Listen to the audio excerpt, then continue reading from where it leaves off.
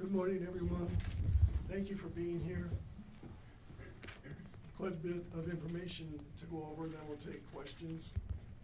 I want to start out by saying to you that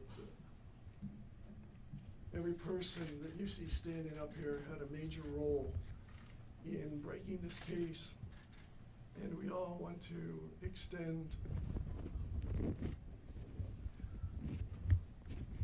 to the family your loss, and hopefully this will bring some peace of mind and heart.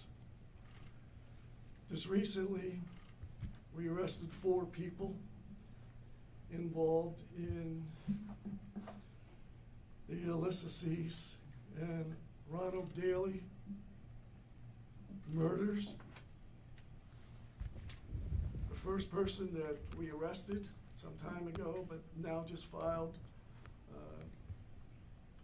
will be filing charges against a Troy Bennett Bailey, date of birth, October 25th, 1966. He was the main shooter in the case, and the counts that he's been charged with: 2 counts of murder of the first degree, 2 counts of murder in the second degree, 4 counts of kidnapping, another 2 counts of kidnapping, person not to possess or transport a firearm, 1 count, 6 counts of robbery,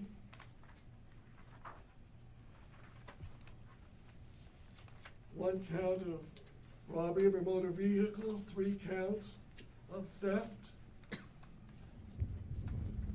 1 count of intimidation and retaliation, 1 count of firearms not to be carried, 1 count of possessing an instrument of crime, 1 count of 3 counts of theft, 1 count of stalking, 2 counts of recklessly endangering another person,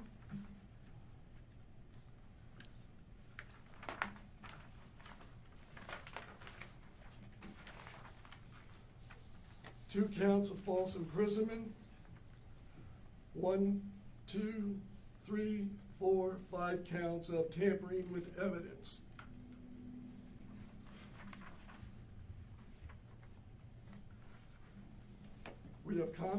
I'm confident that everything that I just read off to you will be presented at trial when that date is set.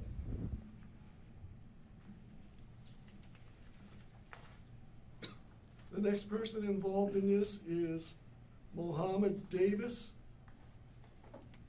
born March 3 of 1975. And we do have photos of these criminals for you. And Mohammed is charged with basically exactly the same counts that I read off concerning Bailey.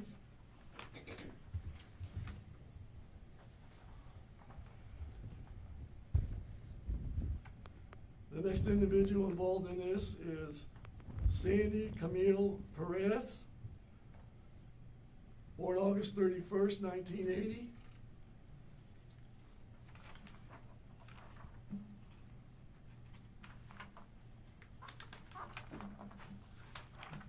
She's being charged with 1 count of hindering apprehension or prosecution, a 2nd count of hindering apprehension,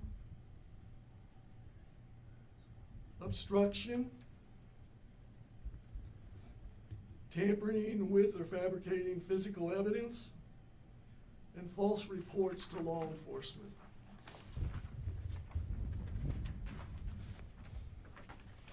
last person that I have that's involved in this case is Randall A. Johnson, birth date December 2nd, 1969.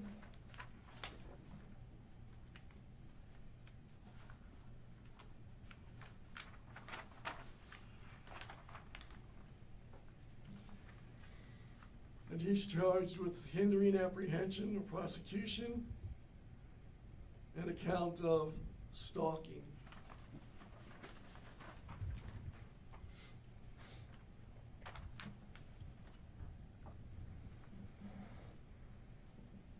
There will be a preliminary hearing in the near future.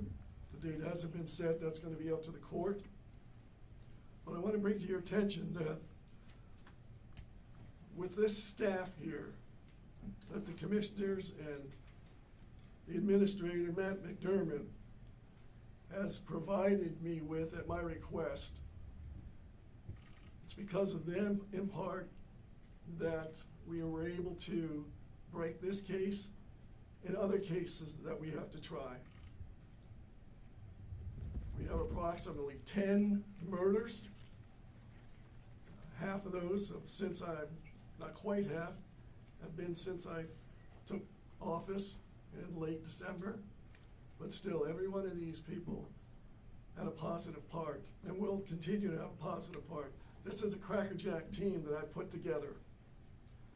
And our mission is to stop the extreme violence, whether it's adult or whether it's a minor individual participating in gang violence. We have effective 2 weeks ago, zero tolerance policy on violent gangs. I'm reaching out to the federal agencies, ATF, to help us attend to pinpointing the name of the gang, the members of the gang, and if any family members are tied to it.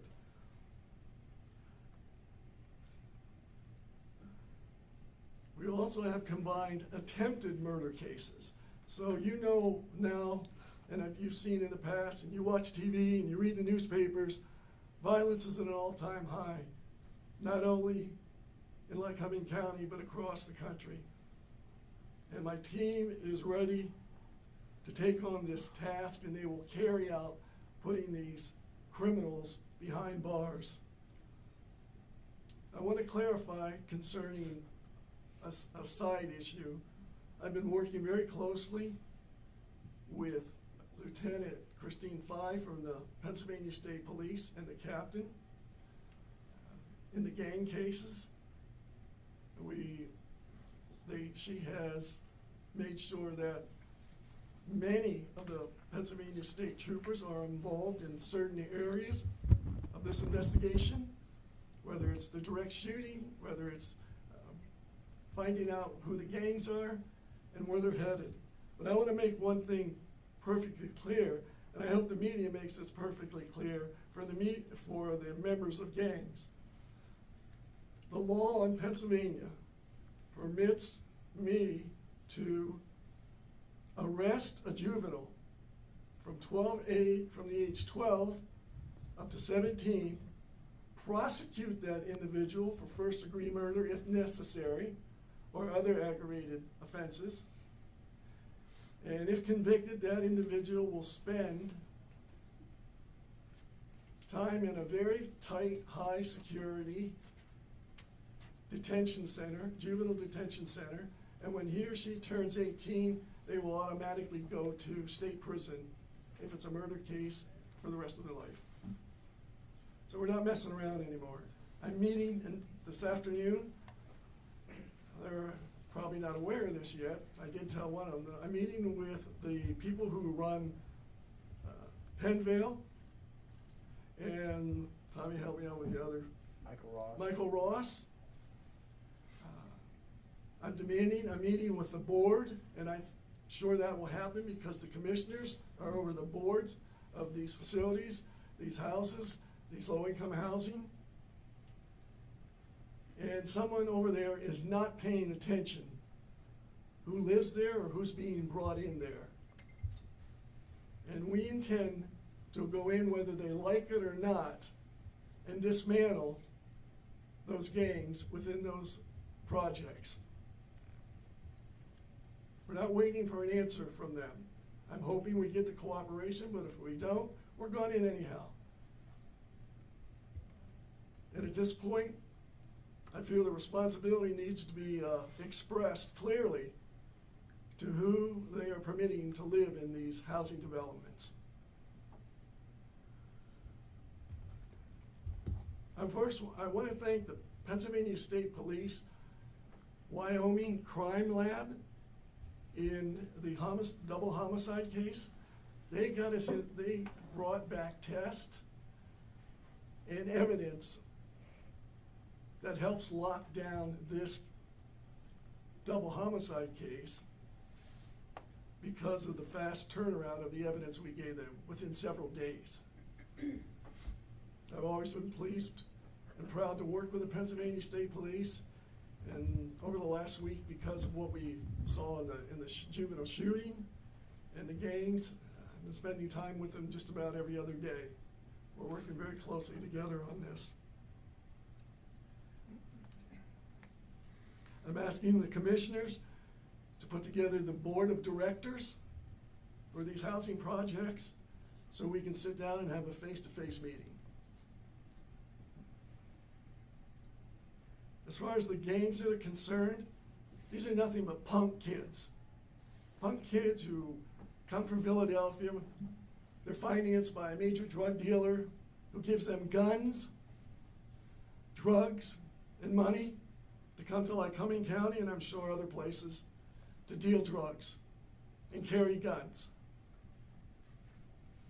And once we start arresting, once we start prosecuting, once we start holding an adult who lives with these kids responsible, then you're going to see these gang members run for the hills. Because I want the media to make it very clear on how I can prosecute them and very possibly them spending the rest of their life in prison. With that, I want to ask the mayor to come up, and he's been a big supporter of what we have been doing. And we'll get into, I want to ask my officers, Williamsport Bureau of Police officers, to weigh in as to how intense this investigation for the double homicide has been. Mayor? Thank you, District Attorney. First and foremost, I want to extend my condolences, as the District Attorney said earlier, to the family, friends, and loved ones. I want to commend our Williamsport Bureau of Police for working diligently day and night, putting this case together to bring these who are responsible for this. The District Attorney pointed out that if you commit crimes here,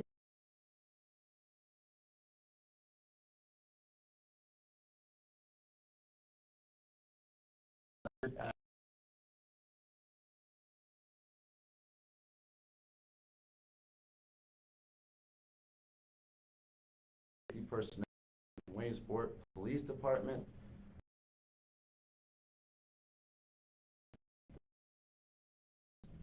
and the Federal Bureau of Investigation.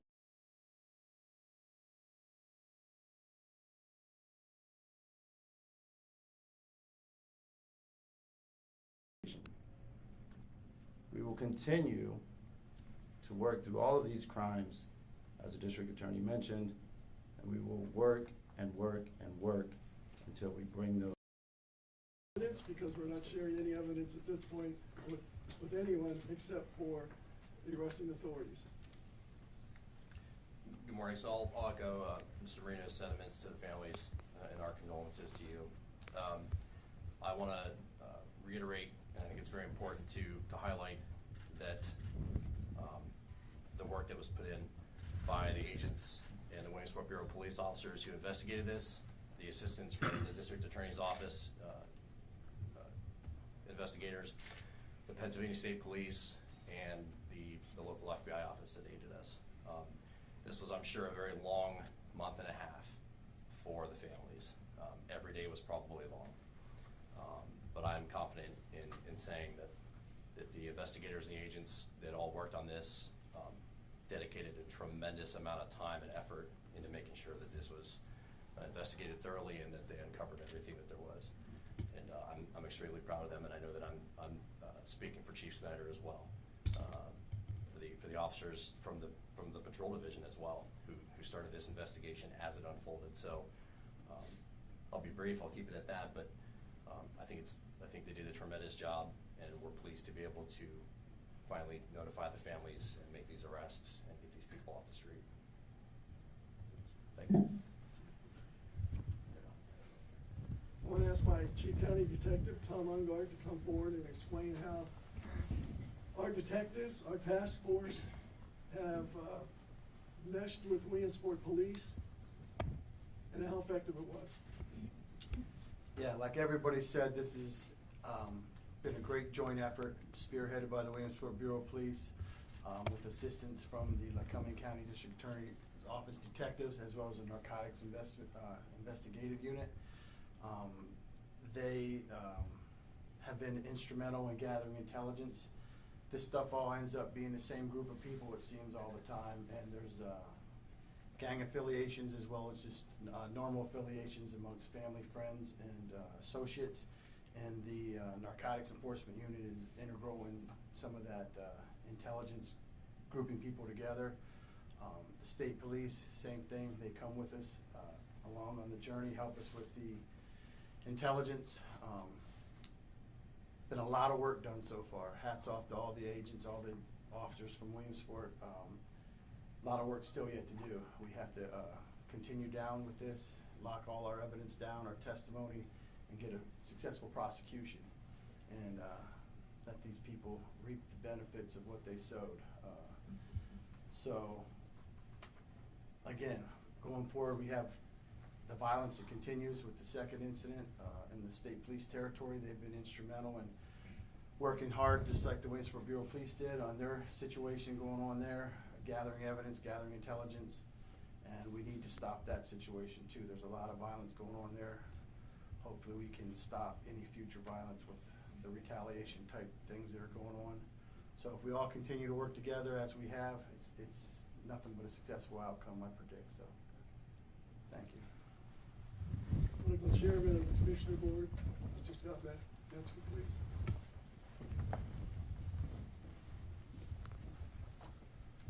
On behalf of the Board of Lycoming County Commissioners, we want to express our sincere condolences to the families.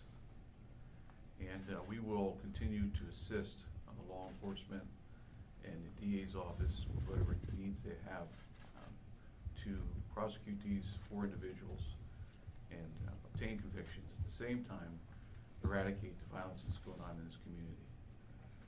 It's crucial that people feel safe when they leave their homes, especially in Lycoming County. And we want to make sure that we play a part in that. To hear the horrific things of leaving work, being abducted, being executed, people that have to hide under tables at a restaurant when they hear gunfire. That's not the community we live in.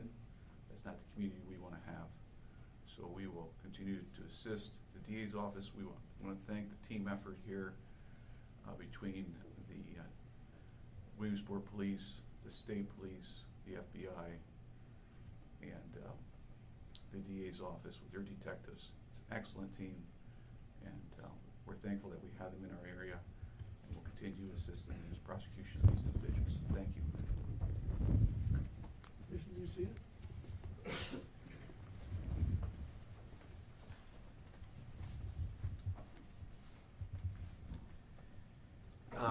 You know, it's a successful day, you know, and it's also a sad day.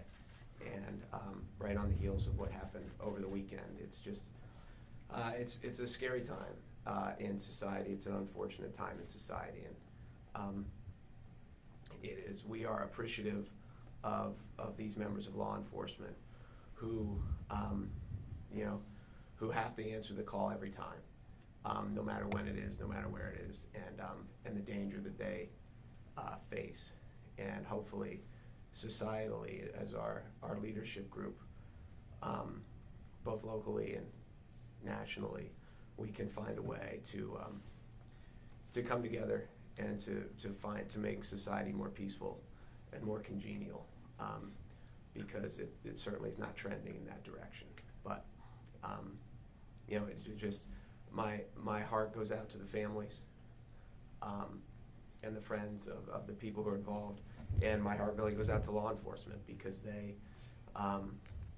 this job cannot be fun, as necessary as it is for society, and as thankful as we are that they do the job that most of us can't do. There can't be any part of it that's fun. Even when you come to a successful conclusion and the satisfaction of it, it's still on the end of a heartbreak. So we thank them. We thank DA Marino and all the people that are involved, and all the people that will continue to be involved. As he said, there are 10 murders, and there was just another one this weekend. So, you know, we hope that we can turn the trend, and that we can move society in a more peaceful direction, at least here in Lycoming County.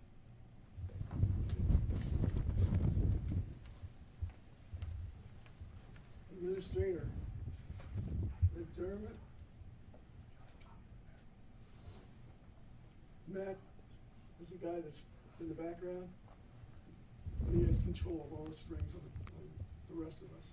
And I can't emphasize enough that when I sat down with him the day I was sworn in, and asked him to talk with the commissioners about 2 detectives, 2 assistant district attorneys, increasing the staff, because we have a large staff in the DA's office, and we couldn't function without the staff, the secretarial staff, who are all responsible for putting together a case. And the paperwork is immense. If I had them here, we'd need to extend the room here, because that's how many I've been able to keep, and the new ones we were able to bring in. So again, I want to thank Matt, and I want to thank the commissioners for getting behind this. Any questions? That's a foolish question, isn't it? I have a question. Go ahead. Stacy King was named in the affidavit, and she was involved in charges that were filed in 12. How does she connect to all this, and why was she named in the affidavit? Okay. Now you're coming to the part where it's evidence, and at this time I'm not releasing any evidence that we've gleaned from one person or another, or that we found by an investigation, because we have to go through a prelim yet, and certainly we're going to have a murder one trial take place. And it's not that I don't trust you. It's that we can't afford any leaks out there. We cannot afford to take one wrong step in the kidnapping and double homicide case. And I can't answer questions for you to the degree of games, and how we're going to make certain that when we get any information, find out where they live, find out what they have. I get with my legal eagle, who's my first assistant, Martin Wade, who is shy of cameras. But I can't tell you, I mean, I was here 20 years ago, and we had a good staff then, but we're not seeing the type of criminal cases here and now. So just bear with us. You'll be able to glean a lot of this stuff in a preliminary hearing that's going to be coming up in the next week or so on both cases, because I have another case, fellow New case, another first-degree murder case, and we have several that we are still entertaining to open up. Just for clarification, are you saying that Bailey and Davis had a connection to gangs, or is that part No, of the no, Loyalsock two separate, investigation? two separate issues. Okay. But the TGI Fridays case was a gang-related case? Yes. Okay. The paperwork from the double homicide, it was very clear about the motive between Bailey and Alicia Cease, but it wasn't very clear about the motive with Bailey. There's more to the motive than what you just described. And it's all part of the numerous accounts that we charged Bailey with and the others. But once again, I'm not at liberty at this point to discuss the evidence that we do have. Was Daly in the wrong place at the wrong time?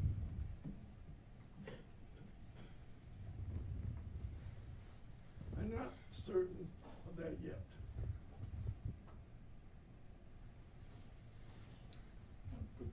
But I do want to emphasize the fact that the fourth person that I was talking about, did I give you that? Randall Johnson was a major part of this as well. And I'm gonna leave it at that because Is he cooperating?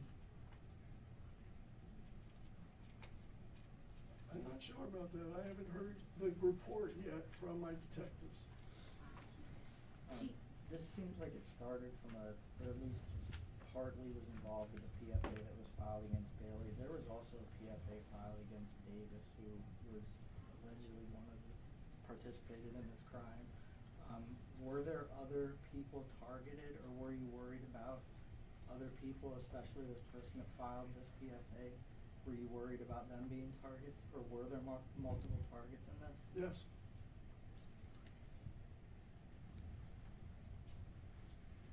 Anything else? You want to explain that a little bit Yeah, more? was it the lady on the PFA? I just can't get into that. Just a capital case as far as Bailey. Yes. The sex case against Bailey, is that affidavit gonna be unsealed Yes. today? I don't know if it's gonna be today. Martin and I have just briefly discussed that before I came down. And we just wanna make sure that if we do make that available, we do not want any evidence that we have to be shared at this point. Did the recent decision by Judge Butts on bail for Bailey play any role into having these arrests made yesterday? Yes, certainly it played a role. Don't forget the judge was one of my assistants years ago. She has the experience of being a good prosecutor, but also a good judge, and follows the law. But that's where I expected it to go, and I'm not surprised at all. I have a question. Sir. Randall Johnson, Any sense? getting bail, $50,000 bail. Yes, he's on bail. I don't agree with that. Well, I don't agree with that at all. He has part to do with this, and I don't agree that he should be allowed out either. So who knows what else he'll do. well, I- let's put it this way. We're keeping a very close eye on him. Is Randall Johnson still employed by Lake Cumming Engines? Or is he employed by the security or? Security. Okay. Make sure that the security is a separate entity from Textron. Okay. But he's not still employed by them? I do not know. You're not sure, okay. Not sure yet. Maybe after this press conference, he will not be employed by them, but that's a decision that they have to make. I was in a conversation with their attorney from Textron, Mark Rebecchio. He and I go way back. I shared some things with Mark, and then Mark will share his thoughts and what he and I discussed with the executives at Textron. As this continues, is there a chance that any extra charges can be filed against these four guys, especially Bailey or Davis? There's always a chance. Every time we turn over a rock, those guys are there.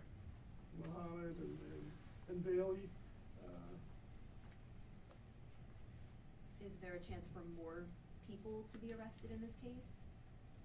Not at this point, but if we find a name that has some evidence for us or was even involved, we're gonna be right on top of that. These people here would have tracked that down by now, so I have the confidence that, at this point, there's no one else out there that we know of. And if there is, these people here will have it. Are there any suspects in the TGI Friday case? Yes. Does the Davis, recent arrest for drugs have any connection to the double homicide or anything going on with that? Well, the task force, my NEU group, just on a routine, every day, every night, arresting the drug dealers out there. They've not brought to my attention about Davis being anywhere near this, but it all depends what happens. You know, we arrest one drug dealer, and they know that we mean business. So, most of these people don't have a question about throwing one of their other drug dealer buddies under the bus. What was the relationship between Bailey and Davis? I'm not talking about the crime, but prior, I mean, how did they get together and, I'm just guessing at this point that they crossed paths while Bailey was working there, coming to work and leaving work. This is a joint effort among many different departments. Do you hope to do something like this to crack down on the gang violence like you mentioned before? It's already in motion. And it's the state police are heading that investigation with us as any assistance that they need. They're constantly coming in or waking me up at 2 o'clock in the morning saying, do you approve this? Do you approve that? And that's fine, because that's what I'm supposed to do as the DA. is the Friday shooting and the one in Penvale related? I personally think so. Do you have any evidence of that? Well, that I can't say. Is PSP working with the superintendent of Williamsport to advise on safety, and what are you guys doing to alleviate parents and students' fear about their safety? I have to assume that they have had discussions with Loyalsock. I received a call from a couple of parents yesterday asking that there be an extension of, for lack of a better term, homeschooling. But I also brought up, I was asked, well, what can we do to make sure that no guns get in the school? And my statement clearly was, unfortunately, get a metal detector. Check everything that's coming into the school, because I'm convinced today, probably here to a certain extent, but more so in the bigger cities, if the students in those classes at junior high and then up to high school were all gathered together and patted down, they're gonna find guns. Now, it's gonna be an expense to the public. It's gonna be another hassle for the school districts. But I don't have another answer other than we get the names, we get the gangs, and we arrest them and we put them away. Are there any connections of these guns to the armory robbery on Washington Boulevard? No. A couple months ago? Not that I know of at this point. Anything else? I do want to ask Mark Lusk to come up, the sheriff. Mark's watching over us. I got a text from him this morning that he'd be here in case somebody decided to show up that we didn't want here. He's always thinking of us, the DA's office, the police, the commissioners, as to what his responsibilities are and how he goes over and above to those. So Mark, please. Good morning. First, condolences from the sheriff's office for the victims' families. I kind of have a unique position about this because one of the victims helped me in my house for about 10 years doing bushes and landscaping, and Ron was a really good guy. These investigations, in my previous life as a detective at Old Lycoming, I worked on these investigations, in fact, with Tom and with Steve and with some of, I guess they call them the older group. They're very involved. It's not 8 to 4, it's not 8 to 5, it's 24/7, and you run, and you go. And there's no doubt when this happened that this team went nonstop from the moment the patrol got the first call. And it doesn't stop here, it doesn't stop today, and this won't stop until there are the convictions, and I'm confident there will be, for everybody that had played a role in this. What's really sad is how it affects so many people and it reaches so far. We at the county level have, since I've been sheriff and now my 15th year, we have always taken a proactive approach with great support from the commissioners, and no greater support than from the current board of commissioners that we have now. Whatever resources that this county can provide, we certainly will provide, and have demonstrated it with Tom and his staffing and the resources that they need. The sheriff's office plays a unique role. We'll be responsible for all the security component that will follow as a result of these arrests, and making sure that we have safe courtrooms, because that's important also. And we were fortunate to be able to have the commissioners approve staffing for the district judge offices, but we'll have ample staff available to provide security at every proceeding that we have moving forward. Being proactive is really important. You know, you can stay behind the 8 ball and not get ahead, but if you want to get ahead of this kind of problem, you always got to be thinking out of the box, and that's what we do, and that's what this team does. And I want to congratulate everybody here on the team for all the work that they've done, and commit that the sheriff's office will always be available to provide support for anything that goes on in this county that is harmful to victims. Our number one goal is not to have victims, and we'll do what we can do to support this effort, Mr. DA. Thank you. That's the end of our press conference here. If you have any further questions, I'll take them. But if not, I just want you to realize I'm laser focused on this. This is my responsibility. And this is why we put this team together with the captain and the mayor graciously saying, take what you need. And our drug task force, who knows what's going on in the streets, and also who's working very closely with us, are the constables. You'd be surprised at the information they come up with. They report it to us, and these people are like a bulldog with a bone in their mouth. They're not going to let go of it. And I promise you, with every fiber in my body, I will do whatever I can to make sure in the double homicide, the people are prosecuted and convicted. And as far as the trial date, we don't have that, as I said, but my heart and soul's in that, along with my first assistant and some our officers.